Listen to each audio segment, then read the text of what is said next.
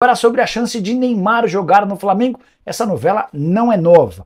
A grande novidade de a partir da metade do ano que vem, quando seu contrato no Al Hilal se encerra. O Naldo afirma: posso garantir que o Neymar vai para o Flamengo. Estou desenrolando isso. A gente já tem um papo sobre isso. O Neymar é meu parceiro. Você vê o brilho nos olhos dele quando fala do Flamengo. Ele é a cara do rubro-negro. Fala, nação, sejam muito bem-vindos mais uma vez aqui ao nosso canal Mundo Fla React, sempre trazendo conteúdos diários aqui para vocês sobre o Flamengo, galera. Então, se você está chegando aqui no nosso canal pela primeira vez, o YouTube está recomendando para vocês o nosso vídeo, deixa aquele like maroto, se inscreva, ative o sino e sempre compartilhe nossos vídeos com seus amigos, nação. Agora vamos para mais um pacotão de notícias diárias do Mengão nesta quinta-feira, dia 27 de junho de 2024, trazendo as atualizações do mercado da bola e do Flamengo, em especial aqui ao canal da ESPN Brasil.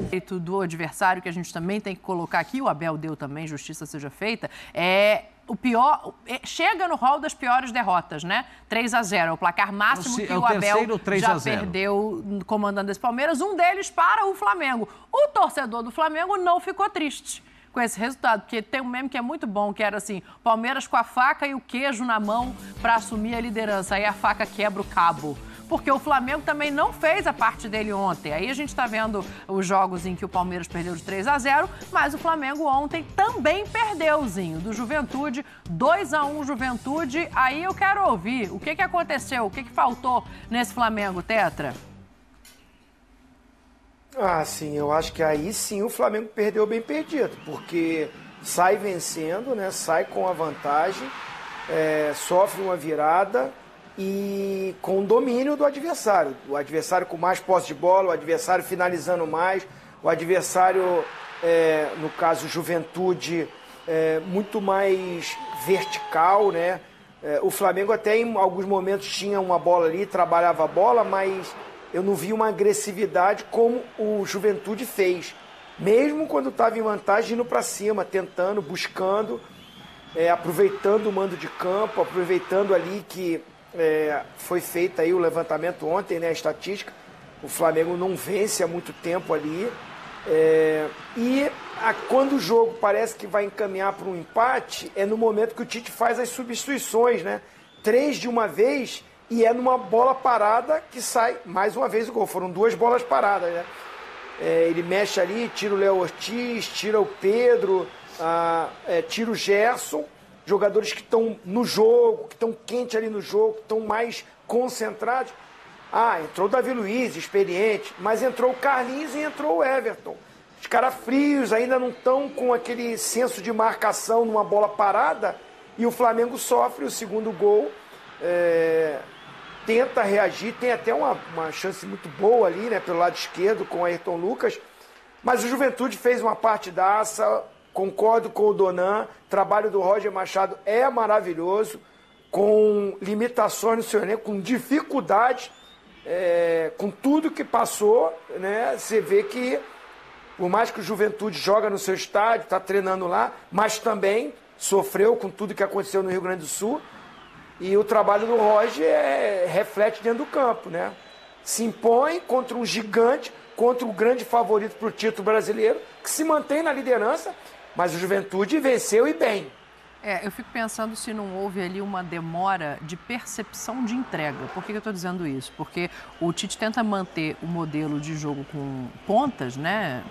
Mas com um jogador com uma característica muito diferente. O Vitor Hugo não é um jogador rápido, o Vitor Hugo é um jogador pesado.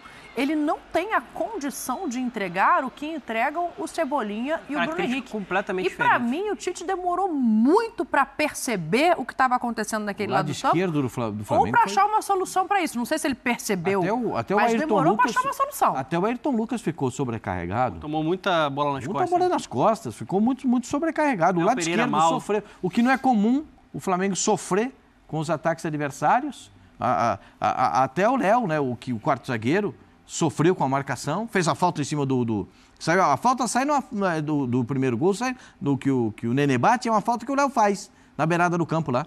Então, para mim, o Juventude tem todos os aplausos, como também tem o Fortaleza.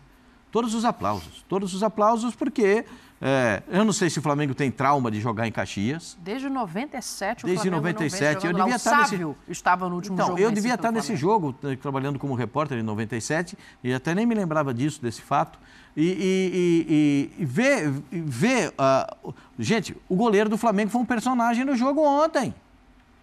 Positivo, né? Claro, ele pegou demais. Ele tomou 2, mas ele segurou muita bola. Mas o do Juventude também, hein? Pegou umas... Juventude também, Pegou, hein?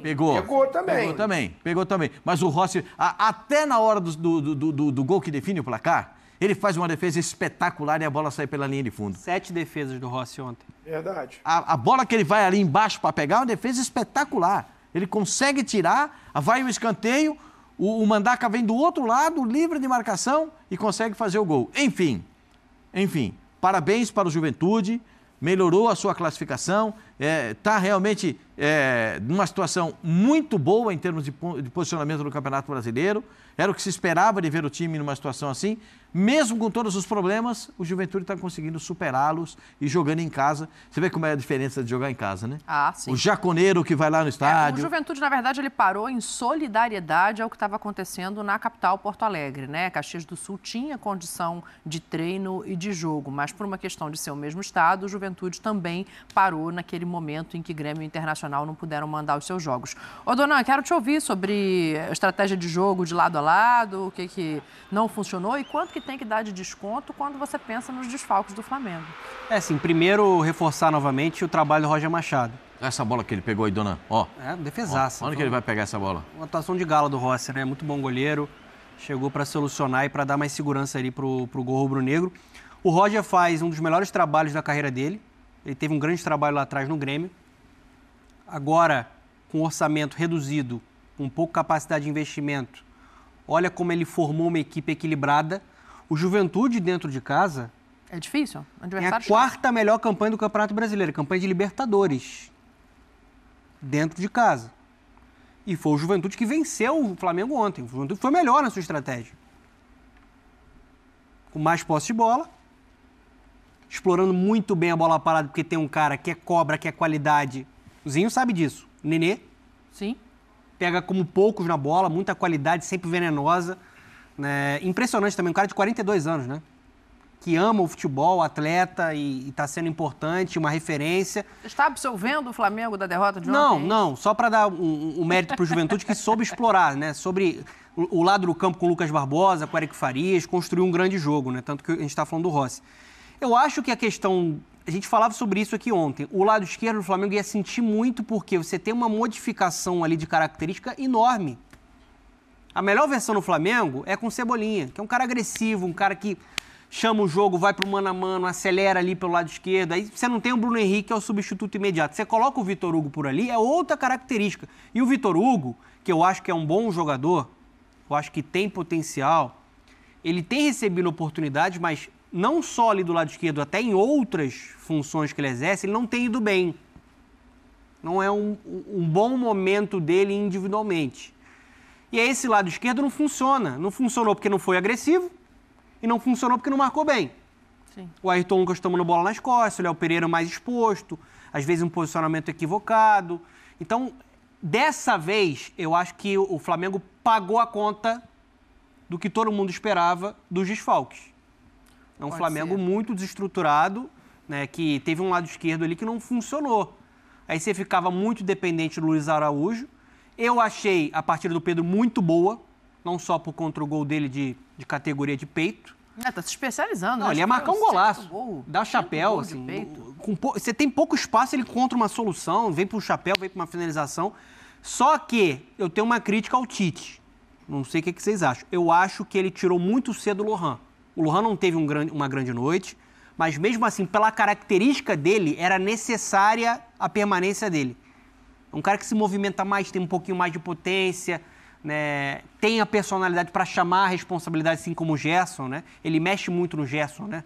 Sim, é o Coringa, né? É o Coringa. Ele faz valer o apelido de Coringa. Uma hora ali como um volante, depois ele puxa um pouquinho mais para frente, avança. Eu achei que tirando o Lohan, o Flamengo perdeu força.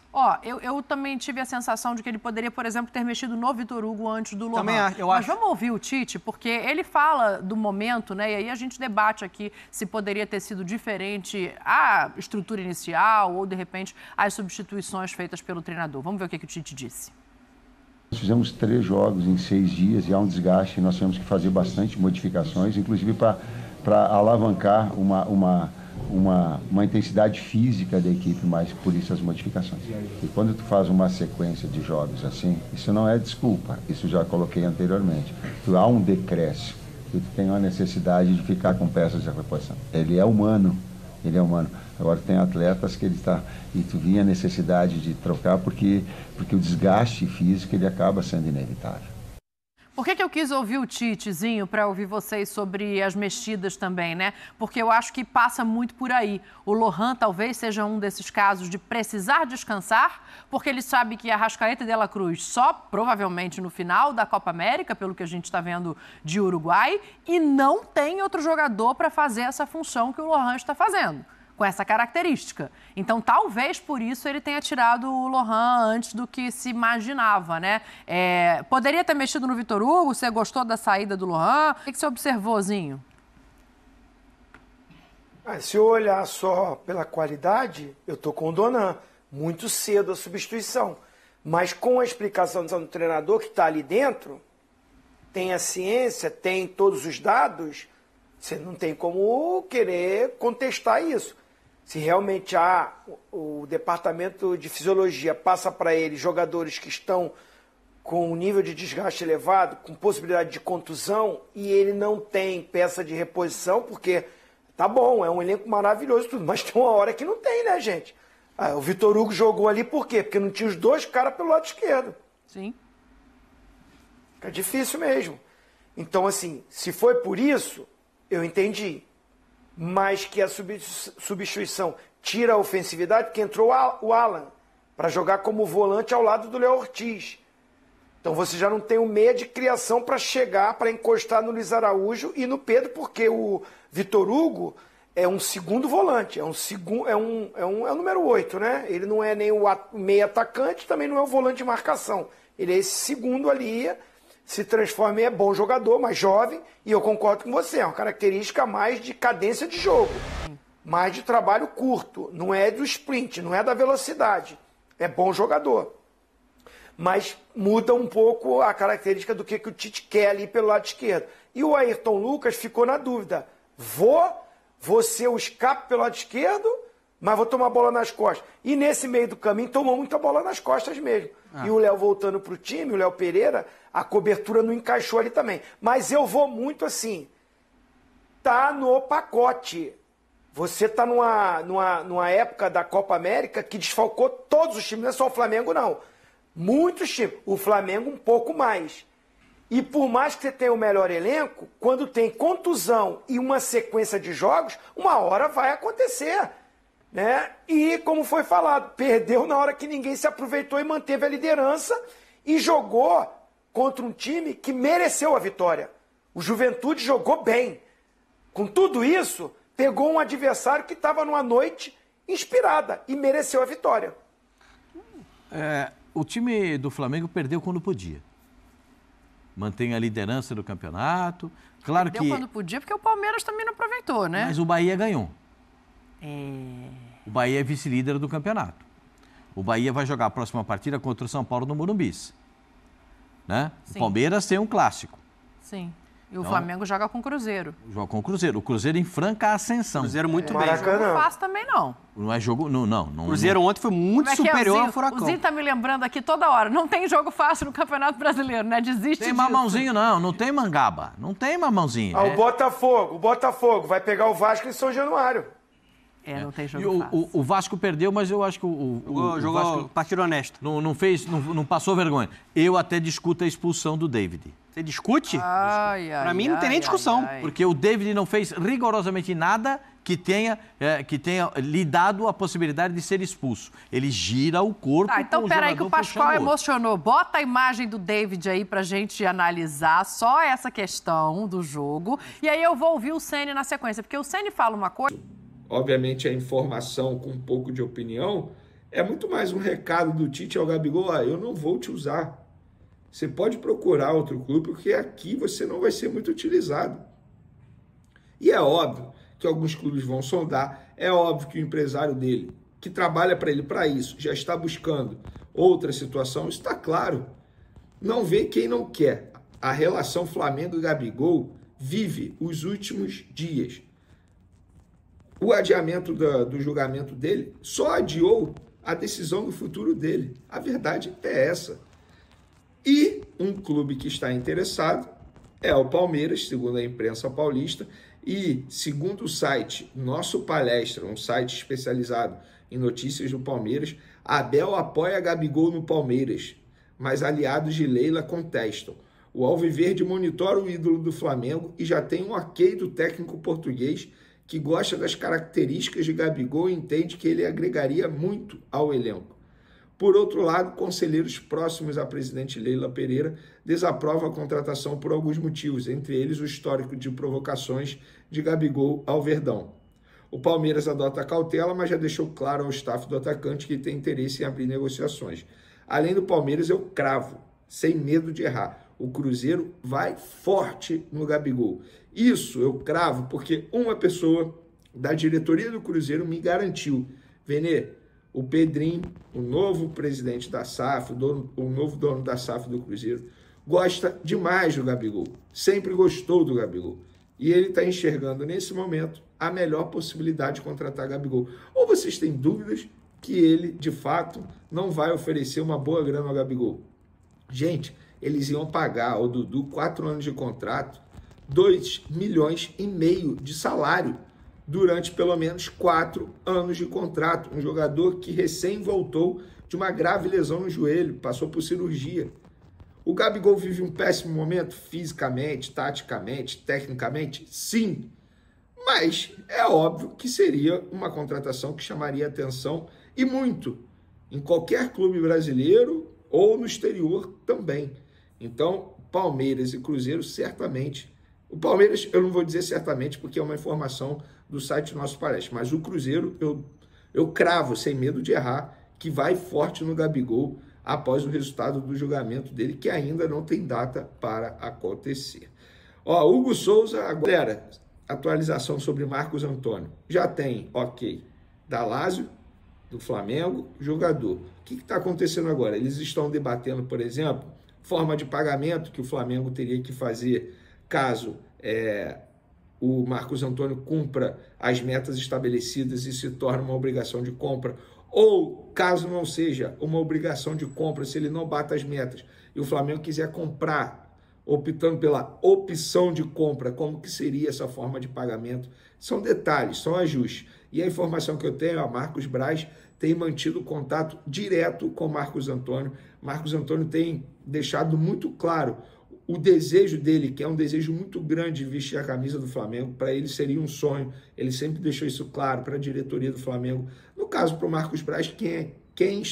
Importante esclarecer. Seu mandato termina no dia 31 de dezembro. Termina. Perfeito. Será que a história de um dos jogadores mais importantes da história do Flamengo também irá terminar no dia 31 de dezembro? Um narrador um dia disse o seguinte, presidente Rodolfo Landim: Gabriel Barbosa, na galeria dos imortais rubro-negros, ele é o escolhido, o predestinado. E o que ele fez está registrado aí. Mas houve uma reviravolta nessa história. E a situação do Gabigol, presidente, que tem contrato até o último dia do seu mandato? Pois é. Essa é uma discussão que a gente vem tendo com ele já há algum tempo. E ela envolve basicamente duas coisas, né? O valor do contrato e também o prazo do contrato. E eu acho que isso é fruto, vamos dizer assim, do momento que a gente está vivendo. A gente já procurou o Gabriel, fez uma oferta, para ele.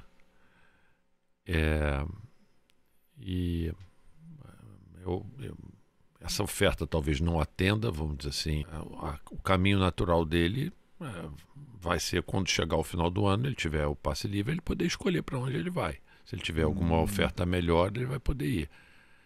Sim, o Flamengo faz isso, já fez isso com vários jogadores. Por exemplo, assim, o Diego Ribas, o Diego Alves, por exemplo, chegaram ao final do contrato deles e renovaram por mais um tempo conosco. Foi oferecido para eles um contrato, eles renovaram. Felipe Luiz, a mesma coisa. Ao final do contrato do Gabriel, a gente pode oferecer para ele uma proposta que ele pode ficar interessado ou não. A gente fez isso para o Everton Ribeiro. A gente adora o Everton Ribeiro. Foi um jogador também que fez parte dessa galeria. Histórico, não. E um profissional exemplar em todos os sentidos, cara. Assim, dentro, fora de campo. Um rapaz de ouro, esse menino. Mas assim, ele teve uma oferta melhor. Uma oferta que deram para ele acho que de 3 anos de contrato e tal, que assim, pelas análises da gente de risco e tudo, a gente achou que alguém fez uma oferta melhor do que a gente. Ele é um profissional e saiu. Eu não sei, vai depender das ofertas, eu acho que o Gabriel tiver, e se ele vai estar feliz querendo continuar no Flamengo. O Flamengo já fez a oferta dele. O Flamengo já fez. O Flamengo fez oferta para ele. Ou seja, depende dele. Depende dele. Agora, ele pode dizer que a oferta não atende a ele. E aí, acho que é um direito dele. Ele é um profissional. Ele tá, a partir do dia 1º de julho, ele pode assinar um pré-contrato. Sim. Com qualquer outro clube. Ele vai ter que jogar mais 6 meses, mas ele assina um pré-contrato com qualquer outro clube. Faltam poucos dias para ele poder assinar um pré-contrato, inclusive. Mas, assim, o que ele